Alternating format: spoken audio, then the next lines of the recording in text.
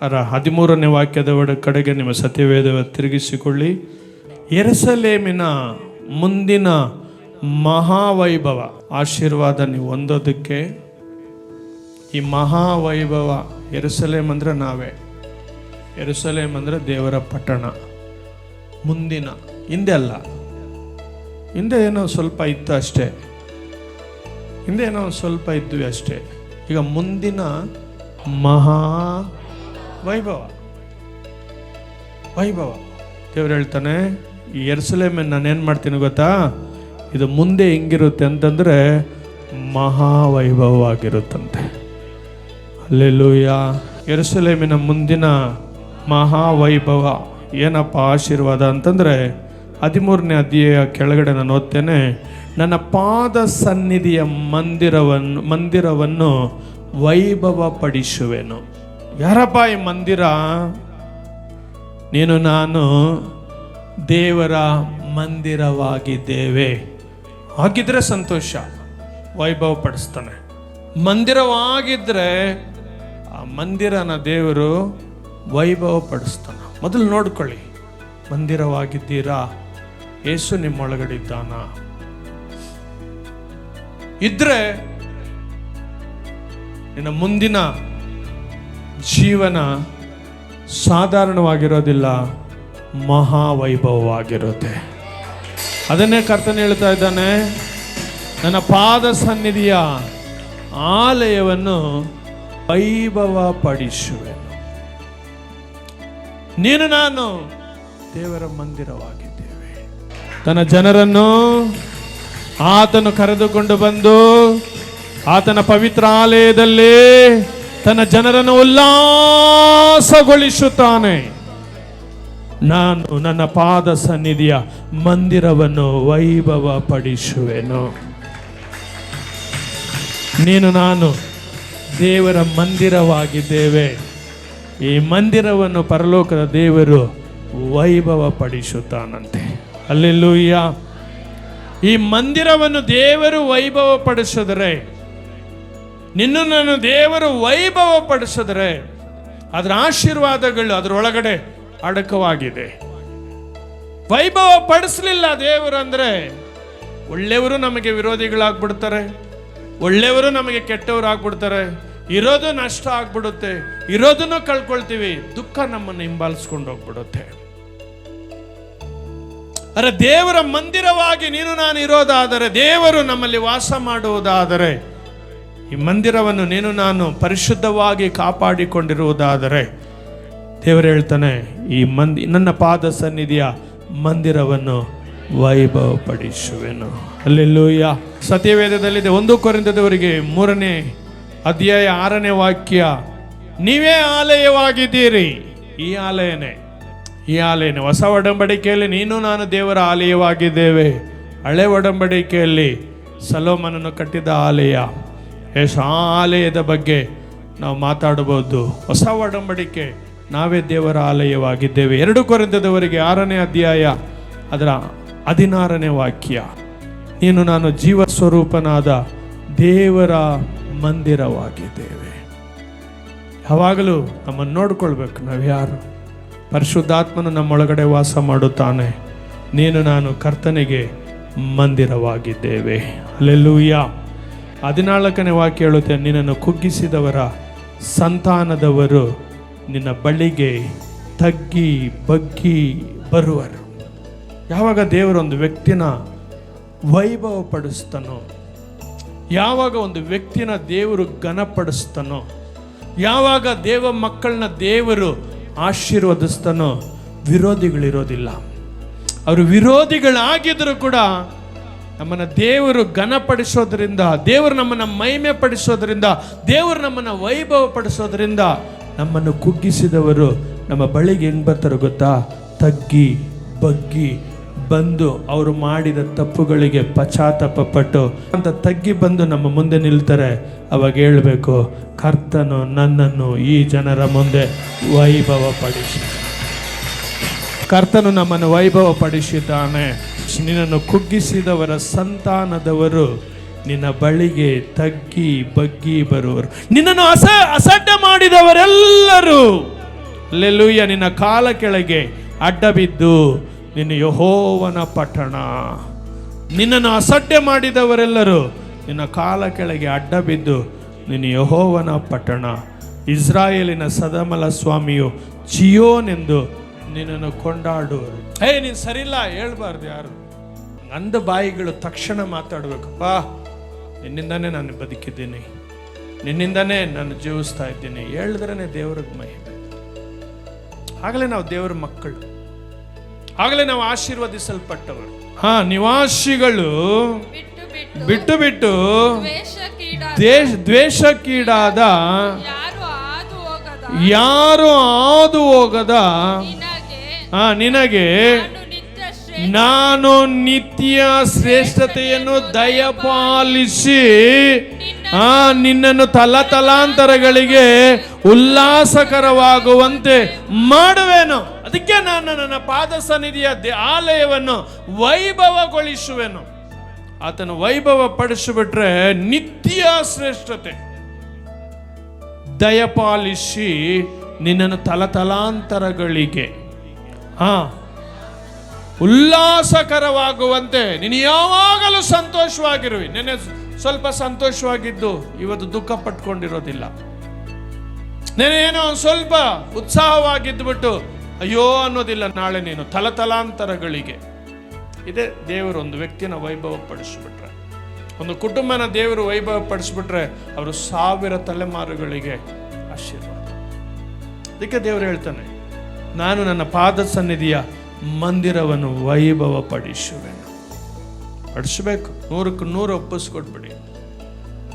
100ಕ್ಕೆ 100 ಎಸೆಯ ಈ ಆಲಯವನ್ನು ವೈಭವ ಪಡಿಸು, ವೈಭವ ಪಡಿಸು. ಹಲ್ಲೆಲೂಯ. ಯೆಶಾಯ 65:8. ಯೆಶಾಯ 65:8. ಯೆಹೋವನು ಹೀಗೆನ್ನುತ್ತಾನೆ, ರಸ ದೊರೆಯಬಹುದಾದ ದ್ರಾಕ್ಷಿಯ ಗೊಂಚಲನ್ನು ಒಬ್ಬನು ನೋಡಿ ಹಾಳು ಮಾಡಬೇಡ, ಅದರಲ್ಲಿ ಪ್ರಯೋಜನವಿದೆ. ನೀನು ನಾನು ದ್ರಾಕ್ಷ ಗೊಂಚಲು, ದ್ರಾಕ್ಷಿ ಹಣ್ಣನ್ನು ನೋಡಿದ್ರೆ ಯಾರಿಗಾದ್ರೂ ತಿನ್ಬೇಕು ಅನ್ಸುತ್ತೆ. ಅದನ್ನು ಹಾಳು ಮಾಡಬೇಡ, ಅದರಿಂದ ಪ್ರಯೋಜನ ಇದೆ. ಪರಲೋಕ ಹಾಗೆ ಹೇಳುತ್ತಾ ಇದೆ, ರಸ ದೊರೆಯುವ ಬಹುದಾದ ದ್ರಾಕ್ಷಿಯ ಗೊಂಚಲನ್ನು ಒಬ್ಬನು ನೋಡಿ ಹಾಳು ಮಾಡಬೇಡ, ಅದರಲ್ಲಿ ಪ್ರಯೋಜನವಿದೆ ಎನ್ನುವಂತೆ ನಾನು ನನ್ನ ಸೇವಕರನ್ನು ಲಕ್ಷ್ಯಕ್ಕೆ ತಂದು ಇವರನ್ನೆಲ್ಲ ಹಾಳು ಮಾಡಬಾರದು. ಈ ದ್ರಾಕ್ಷ ಗೊಂಚಲಲ್ಲಿ ಫಲ ಇದೆ, ಪ್ರಯೋಜನ ಇದೆ. ಇದನ್ನು ನಾನು ಹಾಳು ಮಾಡೋದಕ್ಕೆ ಬಿಡೋದಿಲ್ಲ. ನಾನಿದನ್ನು ವೈಭವ ಪಡಿಸುವುದಕ್ಕೆ ಹೋಗುತ್ತೇನೆ. ನಾನು ನನ್ನ ಸೇವಕರನ್ನು ಲಕ್ಷ್ಯಕ್ಕೆ ತಂದು ಇವರನ್ನೆಲ್ಲ ಹಾಳು ಮಾಡಬಾರದು ಎಂದು ಅಂದುಕೊಳ್ಳುವೆನು. ಇವರು ಅಂದುಕೊಳ್ತದೆ, ನೀವು ಹಾಳು ಮಾಡಬಾರದು, ಇವರು ನನಗೆ ಬೇಕು, ಇವರು ನನಗೆ ಬೇಕು, ನಾನು ಇವರನ್ನು ವೈಭವ ಪಡಿಸುತ್ತೇನೆ, ನಾನು ಇವರನ್ನು ವೈಭವ ಪಡಿಸುತ್ತೇನೆ, ನಾನು ನಿಮ್ಮನ್ನು ವೈಭವ ಪಡಿಸುತ್ತೇನೆ, ನಾನು ನಿಮ್ಮನ್ನು ವೈಭವ ಪಡಿಸುತ್ತೇನೆ. 16ನೇ ವಾಕ್ಯ ಹೇಳುತ್ತೆ, ನೀನು ಜನಾಂಗಗಳ ಮೊಲಕು ಸಾಗುವಿ, ರಾಜರು ನಿನಗೆ ಮೊಲೆಯಾಡಿಸುವರು. ಆಗ ಯೆಹೋವನಾದ ನಾನೇ ನಿನ್ನ ರಕ್ಷಕನು, ನಿನ್ನ ವಿಮೋಚಕನು, ಯಾಕೋಬ್ಯರ ಶೂರನು ಎಂದು ನೀನು ತಿಳಿದುಕೊಳ್ಳುವಿ. ನೀವು ತಿಳ್ಕೊಳ್ತೀರಿ. ಒಂದೇ ಒಂದು ನಿಮ್ಮನ್ನು ಬದಲಾವಣೆ ಮಾಡಿಕೊಳ್ಳಿ. ದೇವರ ಆಶೀರ್ವಾದ ನಮ್ಮ ಮೇಲೆ ದೊಡ್ಡದಾಗಿದೆ. ದೊಡ್ಡ ಆಶೀರ್ವಾದಗಳಿಗಾಗಿ ಪರಲೋಕದ ದೇವರು ನಿನ್ನನ್ನು ನನ್ನನ್ನು ಕರೆದಿದ್ದಾನೆ. ಆ ಆಶೀರ್ವಾದಗಳನ್ನ ನೀನು ನಾನು ನೋಡಬೇಕಾದ್ರೆ ಈ ಆಲಯ ಪರಿಶುದ್ಧವಾಗಿದೆ. ಆಗ ಈ ಆಲಯವನ್ನು ಆತನು ವೈಭವ ಪಡಿಸಿದ್ರೆ ನೀನು ನಾನು ಲೋಕಕ್ಕೆ ಬೆಳಕಾಗಿರುತ್ತೇವೆ, ನೀನು ನಾನು ಲೋಕಕ್ಕೆ ಆಶೀರ್ವಾದವಾಗಿರುತ್ತೇವೆ. ವಿರೋಧಿಗಳು ನಮ್ಮ ಕಾಲ ಕೆಳಗೆ ಬಂದು ಬೀಳುತ್ತಾರೆ. ಯಾರು ತಳ್ಳಿದ್ರು ಅವ್ರು ನಮ್ಮ ಹತ್ರ ಬರಬೇಕು, ಅವ್ರ ತಪ್ಪುಗಳಿಗೆ ಪಶ್ಚಾತ್ತಾಪ ಪಡಬೇಕು. ಅಲ್ಲಿ ನಾನು ಮಹಿಮೆಗೊಳ್ಳೋದಕ್ಕಿಂತ ನನ್ನ ದೇವರು ಮಹಿಮೆಗೊಳ್ಳಬೇಕು. ಅಲ್ಲಿ ನಾನು ಹೆಚ್ಚಿಸಲ್ಪಡೋದಕ್ಕಿಂತ ಅಲ್ಲಿ ದೇವರು ಹೆಚ್ಚಿಸಲ್ಪಡಬೇಕು. ಅಲ್ಲಿ ಗೊತ್ತಾಗಬೇಕು, ಇವರು ದೇವರ ಜನ, ದೇವರು ಇವರನ್ನು ಆಶೀರ್ವದಿಸಿದ್ದಾನೆ, ದೇವರು ಇವರನ್ನು ಮೇಲಿಟ್ಟಿದ್ದಾನೆ, ದೇವರು ಇವರನ್ನು ನಮಗೆ ಉಪಯೋಗಿಸುತ್ತಾ ಇದ್ದಾನೆ. ಜನ ಹೇಳುವಾಗ ನೀನು ವೈಭವಗೊಂಡಿದ್ದೀಯಾ ಎಂದು ನಿನಗೂ ಗೊತ್ತಾಗುತ್ತೆ, ನಿನ್ನ ಮುಂದೆ ನಿಲ್ಲುವವರಿಗೂ ಗೊತ್ತಾಗುತ್ತೆ. ಇದೇ ದೇವರ ಆಶೀರ್ವಾದ. ನನ್ನ ನಿಮಿತ್ತ ನಿನ್ನ ನಾಮ ಮಹಿಮೆಗೊಳ್ಳಲಿ ಹೇಳಬೇಕು. 17ನೇ ವಾಕ್ಯ ನನಗೆ ತುಂಬ ಇಷ್ಟ. ತಾಮ್ರಕ್ಕೆ ಬದಲಾಗಿ ಚಿನ್ನ. ನೋಡಿ, ತಾಮ್ರ ಬೆಸ್ಟಾ ಚಿನ್ನ ಬೆಸ್ಟಾ? ಅದಕ್ಕೆ ಬದಲಾಗಿ ನಾನು ನಿಮಗೆ ಚಿನ್ನ ಕೊಡ್ತೀನಿ. ತಾಮ್ರಕ್ಕೆ ಬದಲಾಗಿ ಚಿನ್ನ, ಕಬ್ಬಿಣಕ್ಕೆ ಪ್ರತಿಯಾಗಿ ಬೆಳ್ಳಿಯನ್ನು, ಮರವಿದ್ದವಲ್ಲಿ ತಾಮ್ರವನ್ನು, ಕಲ್ಲುಗಳ ಸ್ಥಾನದಲ್ಲಿ ಕಬ್ಬಿಣವನ್ನು ಒದಗಿಸುವೆನು. ನೋಡಿ, ದೇವರು ಕಳೆದ ವಾರ ಹೇಳಿದನು, ಯೆಹೋವ ಈರೆ, ಒದಗಿಸುವ ದೇವರು. ಇಲ್ಲಿ ತಂದು ದೇವರು ನಿಲ್ಲಿಸುತ್ತಾ ಇದ್ದಾರೆ, ನಾನು ನಿಮಗೆ ಒದಗಿಸುವೆನು. ತಾಮ್ರಕ್ಕೆ ಬದಲಾಗಿ ಬೆಳ್ಳಿಯನ್ನು, ಯಾವುದೋ ಒಂದು ಮಾರ್ಕ್ ಕಮ್ಮಿ ಆಗ್ಬಿಡ್ತು, ಯಾವುದೋ ಒಂದು ಮಾರ್ಕಲ್ಲಿ ನನ್ನ ಮಕ್ಕಳು ಸೋತುಬಿಟ್ರು ದುಃಖ ಪಟ್ಕೊಂಡಿರಬೇಡಿ. ಅದಕ್ಕೆ ಬದಲಾಗಿ ದೇವರು ನಿಮಗೆ ಚಿನ್ನವನ್ನು, ಅದಕ್ಕೆ ಬದಲಾಗಿ ದೇವರು ನಿಮಗೆ ಮಹಿಮೆಯನ್ನು, ಕರ್ತನು ನಿಮಗೆ ಇಲ್ಲದೆ ಇರುವುದನ್ನು ಕರ್ತನು ಒದಗಿಸಿ ಕೊಡುವುದಕ್ಕೆ ಹೋಗುತ್ತಾನೆ. ನೀವು ನೋಡಬೇಕಾಗಿರೋದು ಕರ್ತನ ಆಶೀರ್ವಾದಗಳನ್ನು. ಯಾವುದೋ ಒಂದು ವಿಷಯ ನಡೆದು ಬಿಡ್ತು, ಮುಗಿದೋಗಲಿಲ್ಲ. ಅದಕ್ಕೆ ಬದಲಾಗಿ ದೇವರು 1000 ಪಟ್ಟು ನಿನ್ನನ್ನು ನನ್ನನ್ನು ಆಶೀರ್ವದಿಸುವುದಕ್ಕೆ ಶಕ್ತನಾಗಿದ್ದಾನೆ. ದೇವರು ತಾಮ್ರಕ್ಕೆ ಬದಲಾಗಿ ಚಿನ್ನವನ್ನು ಕೊಡುವವನಾಗಿದ್ದಾನೆ. ಕಬ್ಬಿಣಕ್ಕೆ ಬದಲಾಗಿ ದೇವರು ತಾಮ್ರವನ್ನು ಕೊಡುವವನಾಗಿದ್ದಾನೆ. ಕಲ್ಲುಗಳಿಗೆ ಬದಲಾಗಿ ದೇವರು ಕಬ್ಬಿಣವನ್ನು ಕೊಡುವವನಾಗಿದ್ದಾನೆ. ಕರ್ತನು ಹೇಳುತ್ತಾ ಇದ್ದಾನೆ, ನಾನು ನಿಮಗೆ ಒದಗಿಸಿಕೊಡುವೆನು. ಯೆಹೋವ ಈರೆ, ಒದಗಿಸುವ ದೇವರು. ಸಮಾಧಾನವನ್ನು ನಿನಗೆ ಅಧಿಪತಿಯನ್ನಾಗಿ, ಧರ್ಮವನ್ನು ನಿನಗೆ ಅಧಿಕಾರಿಯನ್ನಾಗಿ ನೇಮಿಸುವೆನು. ನೇಮಿಸ್ತಾನೆ. ನಿಮ್ಮನ್ನು ದೇವರು ಕರೆದಿದ್ದಾನೆ. ನೀವು ದೇವರ ಇಷ್ಟಕ್ಕೆ ನಿಮ್ಮನ್ನು ಸರಿಪಡಿಸಿಕೊಂಡು ಈ ಆಲಯನ ದೇವರಿಗೋಸ್ಕರ ನಿಮ್ಮನ್ನು ಸಿದ್ಧ ಮಾಡಿಕೊಳ್ಳಿ. ಆತ ನಿಮ್ಮನ್ನು ವೈಭವ ಪಡಿಸಿದ್ರೆ ನೀವು ಮೇಲೆ ಇರುತ್ತೀರೋ ಹೊರತು ನೀವು ಕೆಳಗೆ ಇರೋದು. ನಿಮ್ಮನ್ನು ಸಿದ್ಧ ಮಾಡಿಕೊಳ್ಳದೆ, ಅದಕ್ಕೆ ನಮ್ಮನ್ನು 100ಕ್ಕೆ 100 ಒಪ್ಪಿಸ್ಕೊಟ್ಬಿಟ್ಟು ಈ ಆಲಯವನ್ನು ವೈಭವಗೊಳಿಸ. ಒಂದು ದಿವಸ ನಾನು ಕೆಳಗಡೆ ಇದ್ದೆ, ಇವರು ನನ್ನನ್ನು ಕೆಳಗಡೆ ನೋಡಿದ್ರು, ಇವತ್ತು ನನ್ನನ್ನು ಮೇಲೆ ಇಟ್ಟಿದ್ದಾರೆ. ಇದೇ ರೀ ನನ್ನ ದೇವರು. ಯಾವತ್ತು ನಮ್ಮನ್ನು ಕೆಳಗಡೆ ಹಾಕಿ ತುಳಿಯೋದಕ್ಕೆ ಬಿಡುವವನಲ್ಲ. ತುಳಿಯಲ್ಪಡುತ್ತಾ ಇದ್ದ ನಮ್ಮನ್ನು ತೆಗೆದು ಅಲ್ಲಿ ಸಿಂಹಾಸನದಲ್ಲಿ ಕೂರಿಸುವ ದೇವರು. ದೀನನ್ನು ಧೂಳಿಯಿಂದ ಎತ್ತಿ, ದರಿದ್ರನ್ನು ತಿಪ್ಪೆಯಿಂದ ಎತ್ತಿ ಮಹಿಮಾಸನದಲ್ಲಿ ಕುಳ್ಳಿರಿಸುವ ದೇವರು. ನೀನು ನನ್ನ ಆರಾಧಿಸುವ ದೇವರು. ಆ ದೇವರು ಇವತ್ತು ಸಭೆಗೆ ವಾಗ್ದಾನ ಮಾಡುತ್ತಾ ಇದ್ದಾನೆ, ನನ್ನ ಪಾದ ಸನ್ನಿಧಿಯ ಮಂದಿರವನ್ನು ನಾನು ವೈಭವಗೊಳಿಸುವೆನು. ಯೆಶಾಯ 60:17 ಓದಿದ್ದೀವಿ. ಯೆಶಾಯ 56:6ನೇ ವಾಕ್ಯ. ಯೆಶಾಯ ಪ್ರವಾದನೆ ಗ್ರಂಥ 56ನೇ ಅಧ್ಯಾಯ 6ನೇ ವಾಕ್ಯ. ಯಾರು ಯೆಹೋವನೆಂಬ ನನ್ನನ್ನು ಅವಲಂಬಿಸಿ ಸೇವಿಸಿ ನನ್ನ ನಾಮವನ್ನು ಪ್ರೀತಿಸಿ ನನಗೆ ದಾಸರಾಗಿ ಸಬ್ಬತ್ ದಿನವನ್ನು ಒಲೆ ಮಾಡದೆ ನನ್ನ ದಿನವೆಂದು ಆಚರಿಸಿ. ನಾನು ಆಶೀರ್ವಾದ ಆಗಲೇ ಹೇಳಿದ್ನಲ್ಲ, ಸಿದ್ಧ ಮಾಡ್ಕೊಳ್ಳಿ, ನಿಮ್ಮನ್ನು ಸರಿ ಮಾಡ್ಕೊಳ್ಳಿ. ಆಶೀರ್ವದಿಸುವನು ನಮ್ಮನ್ನು ಸರಿಪಡಿಸಿ, ನಾವು ಸರಿ ಆದ ಮೇಲೇ ಆಶೀರ್ವಾದಗಳು ನಮ್ಮನ್ನು ಹಿಂಬಾಲಿಸೋದು. 6ನೇ ಅಧ್ಯಾಯದಲ್ಲಿ ಅದೇ ದೇವರ ವಾಕ್ಯನ ಹೇಳುತ್ತೆ, ಯಾರು ಯೆಹೋವನೆಂಬ ನನ್ನನ್ನು ಅವಲಂಬಿಸಿ. ಯಾರು ನಾವು ಅವಲಂಬಿಸ್ಕೊಂಡಿದ್ದೀರಿ? ಪರಲೋಕ ನೋಡುತ್ತೆ. ನೀವು ಯಾವುದ ಮೇಲೆ ನೀವು ಆಧಾರವಾಗಿದ್ದೀರಿ, ಪರಲೋಕ ನೋಡುತ್ತೆ. ಯೆಹೋವನೆಂಬ ನನ್ನನ್ನು ಅವಲಂಬಿಸಿ. ತುಂಬ ಮುಖ್ಯ ರೀ. ಒಂದು ಸಾರಿ ದೇವರನ್ನ ಆಶ್ರಯಿಸ್ಕೊಂಡ್ಬಿಟ್ರೆ, ದೇವ್ರನ್ನ ನಮ್ಮನ್ನು ರಕ್ಷಿಸಿದ್ರೆ, ಎಸಯ್ಯ ನೀನೇಪ್ಪ, ಎಂಥ ಪರಿಸ್ಥಿತಿಯಲ್ಲಿ ಎಸಯ್ಯ ನೀನಿದ್ದೀಯಪ್ಪ. ಅವಲಂಬಿಸಿ, ಅವಲಂಬಿಸಿ, ಸೇವಿಸಬೇಕು. ಸೇವಿಸಿ ನನ್ನ ನಾಮವನ್ನು ಪ್ರೀತಿಸಿ ನನಗೆ ದಾಸರಾಗಿ. ಯಾರಿಗೆ ದಾಸರಾಗಿದ್ದೀರಿ? ಯೋಚಿಸಿ, ನೀವೆಲ್ಲಿ ಯಾರಿಗೆ ದಾಸರಾಗಿದ್ದೀರಿ? ನನಗೆ ದಾಸರಾಗಿ. ನಾನು ಯೇಸುಗೆ ದಾಸನಾಗಿದ್ದೀನಿ. ಹೆಂಗೆ ಗೊತ್ತಾಗುತ್ತೆ? ಸ್ವಲ್ಪ ಸೇವೆ ಮಾಡುವಾಗ, ಆತ್ಮಗಳನ್ನ ಸಂಪಾದನೆ ಮಾಡುವಾಗ, ದೇವರ ರಾಜ್ಯ ನಿಮ್ಮ ಮೂಲಕ ಅಭಿವೃದ್ಧಿ ಆಗುವಾಗ ಗೊತ್ತಾಗುತ್ತೆ ನೀವು ಕರ್ತನಿಗೆ ದಾಸರು, ನೀವು ಕರ್ತನಿಗೆ ದಾಸಿಗಳು. 6ನೇ ವಾಕ್ಯ ತುಂಬ ಮುಖ್ಯ. ಈ ಆಲಯ ವೈಭವಗೊಳ್ಳಬೇಕಾದರೆ 60ನೇ ಅಧ್ಯಾಯ ನಾವು ಇವಾಗ ಓದ್ಕೊಂಡು ಬಂದ ವಾಕ್ಯದ ಆಶೀರ್ವಾದಗಳು ನಮ್ಮ ಜೀವನದಲ್ಲಿ ನಿಲ್ಲಬೇಕಾದರೆ ಇದು ತುಂಬ ಮುಖ್ಯ.